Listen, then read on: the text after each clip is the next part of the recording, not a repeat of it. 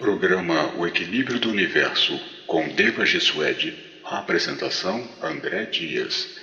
Entrevista: resumo da Polissofia, parte 1. A busca pela sobrevivência.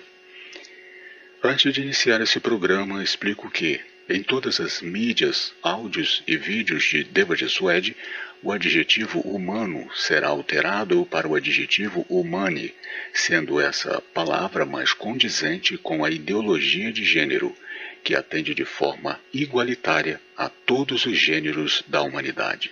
Gratidão por entender. Estou aqui mais uma vez com Deva Gesuede, líder do projeto Ecovila Utopia, canalizador da entidade Anjo Azul, que ele afirma ser uma das manifestações holográficas de Uno, a alma ou a mente pensante do universo, onde ele fará um resumo final dos ensinamentos da Polissofia neste ano de 2023, com entrevistas, onde responderá sobre cada um dos assuntos que englobam ufologia, espiritualidade ou ciência e religião, que foram divididos em 4 temas. Primeiro tema, a busca pela sobrevivência. Segundo tema, a busca pelo conhecimento. Terceiro tema, a busca pelo equilíbrio. Quarto tema, a busca pela evolução. Esse é o primeiro programa dessa série. Então, o primeiro tema é a busca pela sobrevivência. Deva Gesuede, antes de iniciarmos as perguntas principais, que são assuntos de todos os seus livros, de todo o seu projeto, o que você tem a dizer aos ouvintes deste podcast? Bom, pensar, agir e reagir, essas são as ações dos seres em seu processo de evolução. Falando de evolução, no meu entendimento, ela tem 2 aspectos. 1. A evolução primeira é para baixo, pois quando o universo iniciou sua evolução, as matérias eram todas sutis, e como foram interagindo umas com as outras, elas foram formando matérias maiores, mas como os seres iniciam suas experiências nos planos sutis, e quando alcançam a intelectualidade, possuem uma forma de pensamento lógico, e ao experienciarem com novas matérias sutilmente emotivas, adquirem novas funções e descem nas dimensões mais densas pela curiosidade. Segundo, a evolução é também para cima, pois depois que os seres que desceram ao fundo do universo, onde se encontram as matérias mais densas, depois de repararem a maior parte do uso que fizeram das matérias que utilizaram para evoluir, de ter reagrupado as cotas que lhe cabem das matérias do universo na última camada, que é a 3D, e por fim terem adquirido funções evolutivas que os fará conscientizar-se do verdadeiro propósito da existência, entenderão que o melhor é subir nas dimensões. Então, a segunda evolução também é para cima. Neste caso, o melhor é dividir essas perguntas em 4 temas, para que todos possam se situar nas perguntas e nas respostas e com o processo evolutivo do ser. Percebam que as matérias em que o universo foi feito possuem polaridades positivas e polaridades inversas, que geraram a polaridade neutra, que é o equilíbrio, pois pelos atritos, pelas faltas de concordância das duas, um dia geram a harmonia. Isso é o que está acontecendo com a humanidade, pois as leis que regem tudo são as mesmas, que se aprimoram pelos ciclos que vão passando, novas fases, mas as leis apenas se repetem, sendo aprimoradas. Bom, tudo e todos os seres, ao iniciarem suas experiências no universo, são direcionados de forma causal, por pura sorte, a serem inclinados a certa polaridade. Já na 3D, eles experienciam com as 2 polaridades, pois agora as compreendem por serem um ser dúbio, com as duas polaridades agindo dentro do seu corpo, e chegam a escolher um lado, e, em um dado momento, de poder escolher o equilíbrio, deixando de se envolver com a competição das suas polaridades, que se manifestam na 3D, como o bem e o inverso ao bem, como a religião e a ciência. Assim, o fazem por suas escolhas antes de nascer, pois já têm em suas consciências a influência desde quando surgiram na densidade. Essa polaridade se manifesta antagonicamente, pois são duas formas de entender como as coisas funcionam, que é a religião e a ciência.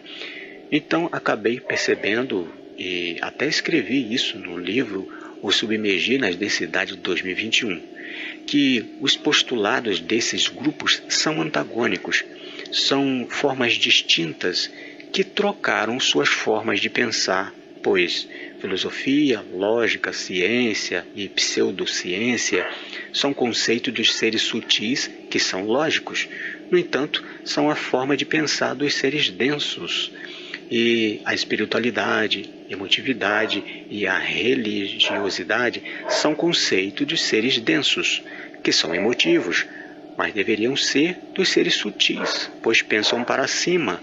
Seu pensar é, como diria, espiritual, mas pensam como os seres densos, ou seja, os seres de cima estão sendo atraídos para descer e os seres de baixo estão sendo intuídos a subir. E isso me faz pensar que os seres sutis estão sendo influenciados pela emotividade da densidade e os seres densos são influenciados pela logicidade dos seres sutis.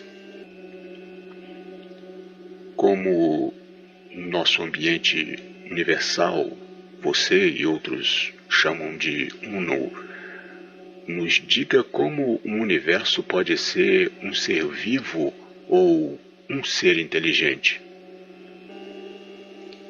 Como tenho dito, toda matéria formada, de acordo com as leis da matéria base, possui um líder, que ficou sendo líder inicialmente por pura sorte, porém, com seus avanços, conseguiu muitas funções e, por seus méritos, conseguiu estar mais longe na evolução, agregando seres em estágio inferior para formar seu corpo. Assim, o universo é um corpo material que pode ter tido méritos calculados para estar à frente dos demais, ou foi-lhe acrescentado um certo avanço, mas isso comprova a lei da ajuda. E comprova também a existência de suas manifestações holográficas, que uma delas, que tenho intitulado Anjo Azul, é a que me orienta, pois ele com elas pode se manifestar corporalmente em uma dimensão e auxiliar seu próprio corpo como sendo algo reparatório. Como você afirma, de acordo com sua filosofia, a polissofia, que tudo é feito de matérias, nos diga como ela surgiu. No livro A Origem de Tudo 1 de 2020, descrevo que partículas de um outro ambiente manifestativo, que os chamamos de Primium, ao se agruparem, surgiram no nada, formando um princípio inteligente semelhante a um imã, criando esse plano manifestativo. Ao surgirem novos prímios, próximos um do outro, começaram a se empurrar, a se puxarem, a se unirem, gravando em si essas experiências como funções ou funcionalidades. E, por 9 efeitos possíveis, criaram as leis básicas da matéria. Ao se unirem, formaram conjuntos e depois conjuntos de conjuntos, pelas necessidades que se apresentavam, que são as necessidades básicas da sustentabilidade do ser, sendo elas a alimentação, a proteção e a reprodução.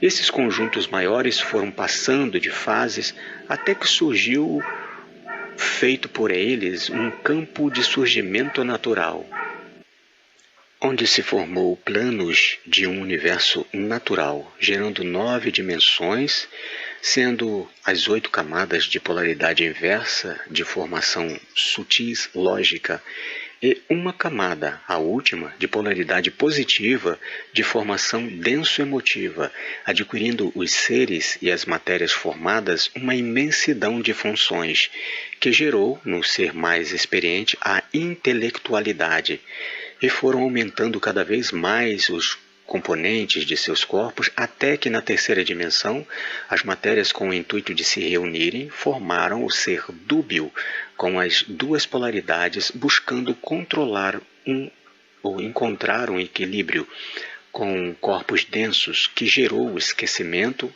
as emoções, a crença e a fé. Você diz que seres divinais criam os universos e que se encontram em um local que você chama de plano divinal. Como surgiu esse local? Depois de alcançarem a terceira dimensão, os seres inteligentes começaram a filosofar sobre o propósito da existência dos seres e foram buscando sua espiritualização. Com isso, foram utilizando de forma dosada todas as formas de matéria, pois perceberam que a busca espiritual é antagônica ao uso exagerado da matéria, que o equilíbrio entre o uso delas os conduziriam ao plano superior da matéria. Assim se tornaram os seres do equilíbrio.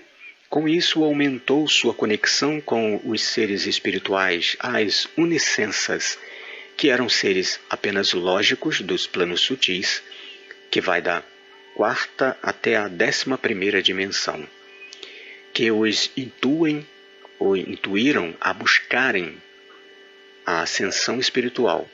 Então, os seres que surgiram nesse primeiro universo natural conseguiram reparar a maioria de seus laços kármicos, agregar sua cota-parte das matérias do universo, alcançando o status de ser padrão, e subiram nas outras 8 dimensões. Chegaram à camada zero e foram requisitados a entrar em um plano manifestativo fora do universo natural, que chamo de plano divinal, onde, na primeira camada, entenderam que deveriam continuar ajudando outros princípios inteligentes a evoluírem mais rapidamente, onde, com a matéria base, que são os princípios inteligentes puros, que surgiam naturalmente na fonte central de energia, criaram universos temporais para que eles experienciassem e retornassem ao plano divinal. Como é esse plano divinal e esse é o objetivo final de todos os seres do universo? Falo sobre isso no livro As Divindades, os Deuses e o Jogo de Interesses de 2020, que o plano divinal se divide em 4 camadas. Os primeiros seres que lá chegaram eram os divinais de primeira instância, que criaram os universos, foram evoluindo, continuando a reparação com laços que restavam com outros de seus iguais, e com seres em estágio inferior, diminuindo seus componentes corporais, onde passaram para a segunda camada, sendo agora os divinais de segunda instância, que auxiliavam os seres a aprenderem a criar universos, mas depois de um tempo evoluíram, reparando laços, diminuindo seus componentes corporais, e passaram para uma terceira camada, e eram agora as deidades, que recebiam os universos experimentais semi-formados para serem avaliados pelos juízes.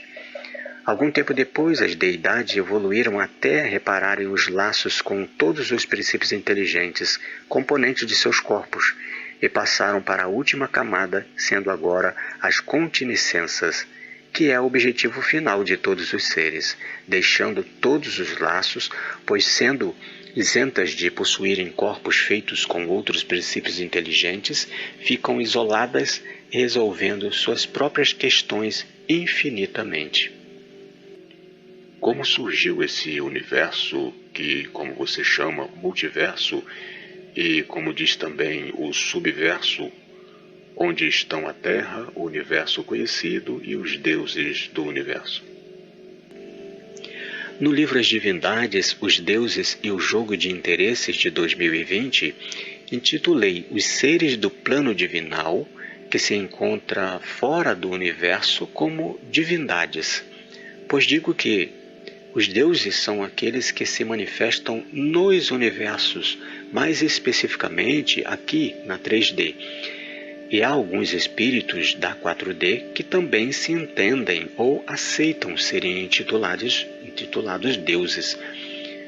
Bom, depois que surgiu esse ambiente, as camadas do plano divinal, depois surgiu camadas similares a um universo, onde os seres foram descendo nas dimensões dele, assim como eu falei há pouco, e depois de chegarem ao fundo, alcançaram o equilíbrio e começaram a diminuir suas composições e a subir nas dimensões, até que subiram à primeira camada do plano divinal, onde entenderam que cabia a eles criarem universos para ajudar as energias, os princípios inteligentes que surgiam lá naturalmente a evoluírem, para depois chegarem aonde eles chegaram e ocupar seus lugares, pois eles também continuariam a subir nas camadas do plano divinal.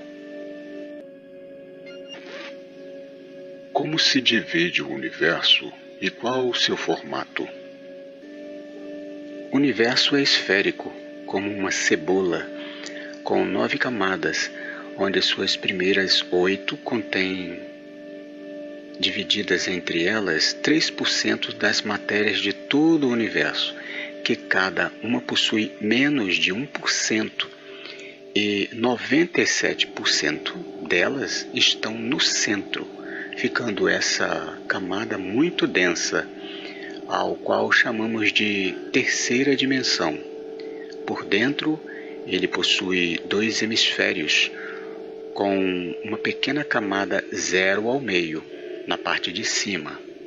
Na 3D é que ficam as esferas do multiverso, sendo cada uma delas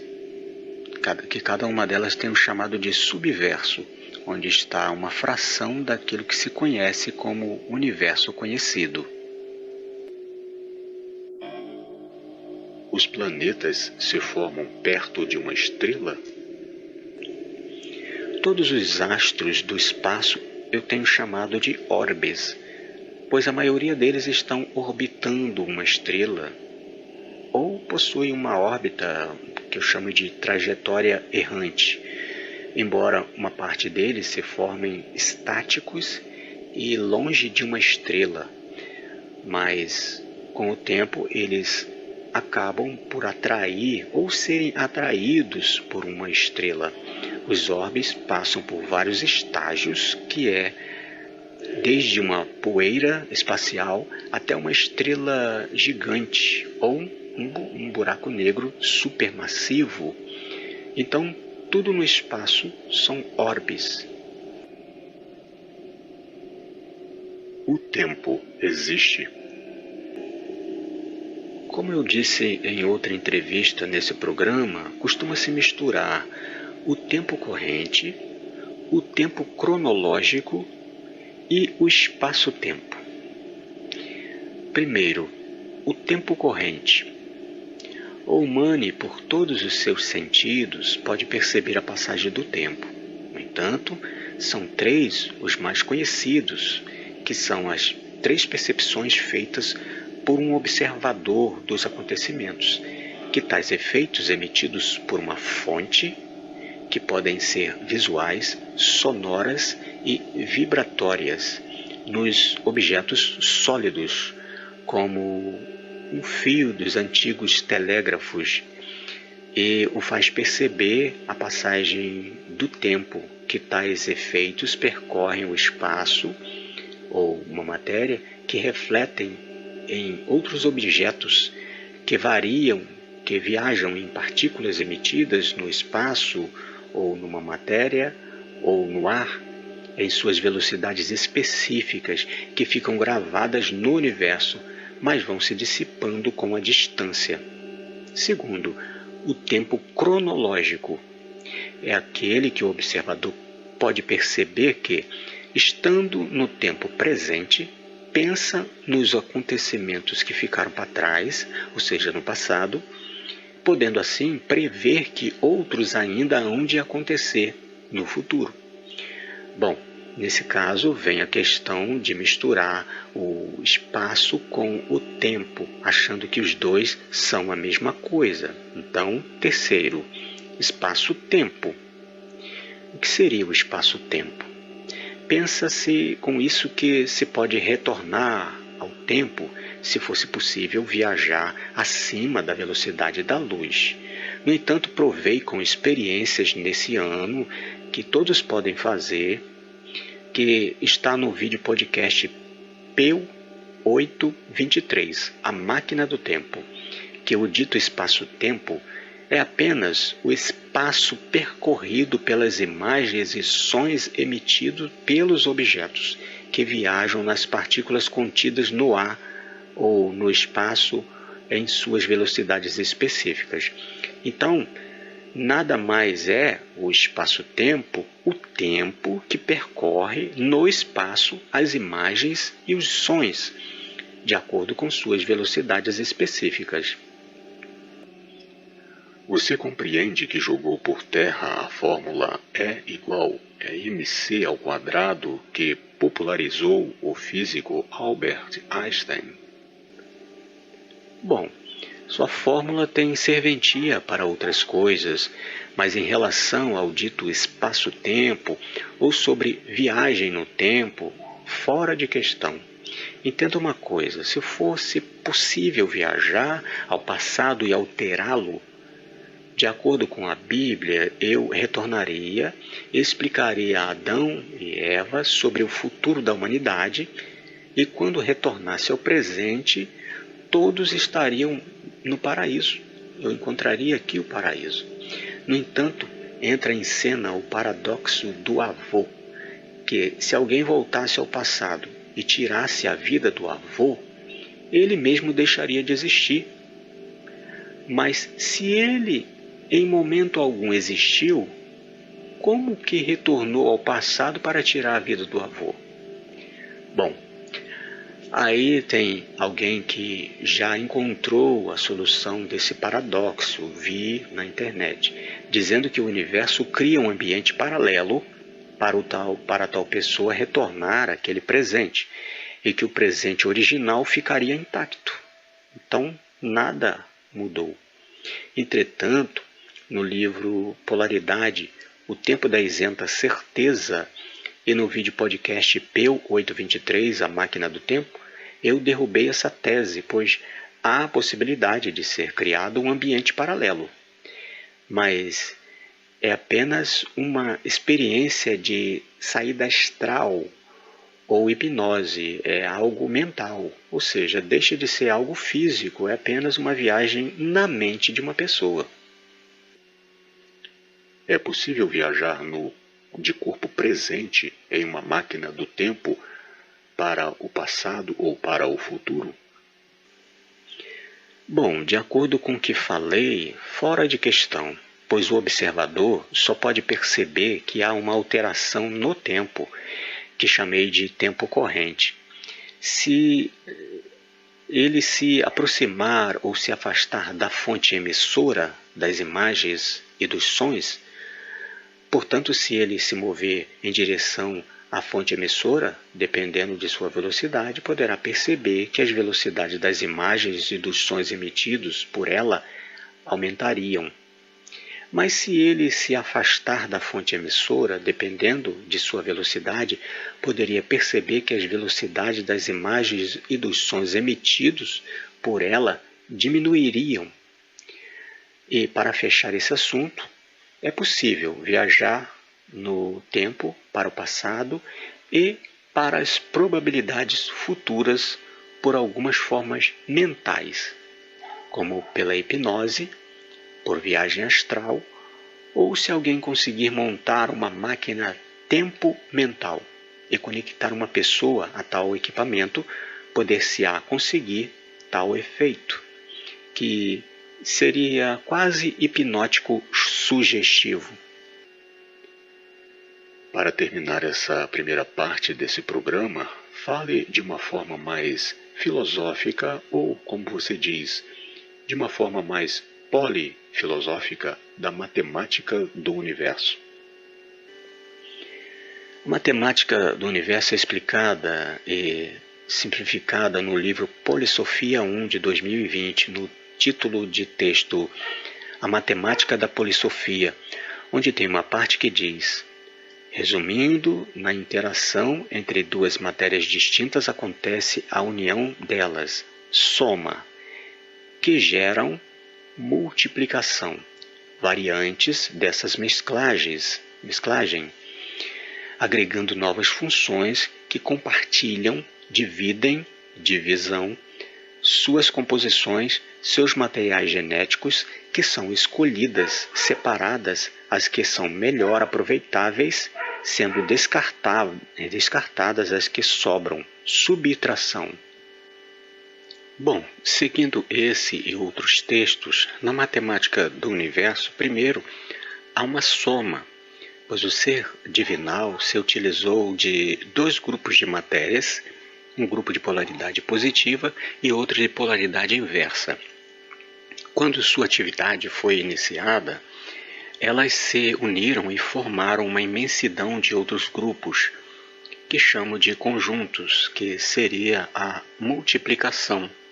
Depois elas começaram a perceber que nas interações alguns conjuntos lhes beneficiavam, mas outros lhe traziam problemas.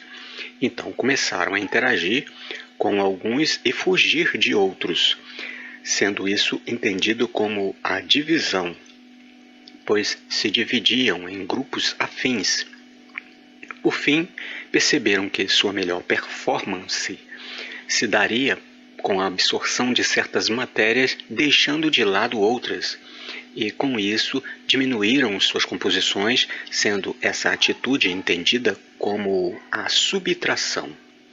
Já no livro As Leis da Matéria Base de 2022, no texto de título As Máximas da Polissofia, é descrito: o texto no retângulo acima demonstra que a matéria e suas interações, ao se unirem, soma, pode ter distintos destinos que são inicialmente de acordo com suas duas polaridades magnéticas fracas, mas o suficiente para gerar, no início, uma pequena variação de acontecimentos e, como lhes falta um poder de decisão, agem pura e simplesmente por um impulso mecânico, mas que depois de muitas formações de conjuntos, elas se tornam uma imensidão se multiplicando, multiplicação, cada vez mais por uma certa afinidade. Depois de muitas instâncias internas, elas se dividem, divisão, por já conhecerem os efeitos benéficos e problemáticos pelas interações anteriores com tais matérias ou seres, sendo esse instinto um rudimento de uma escolha. Posteriormente, com suas vontades mais apuradas, eles começam a deixar de lado ou a se desvencilhar das matérias que lhe trazem problemas, diminuindo, subtração, suas composições corporais, que, por suas escolhas, agregam tantas funções que os tornam seres inteligentes, intelectualidade. E isso é o que os seres do equilíbrio farão: escolher as matérias mais sutis dessa 3D, pois pense, ao fazer isso estarão deixando de lado as matérias densas para se aproximarem do plano sutil da 4D. Eu sou Deva Jesuede, o que vive para sempre, equilíbrio e paz.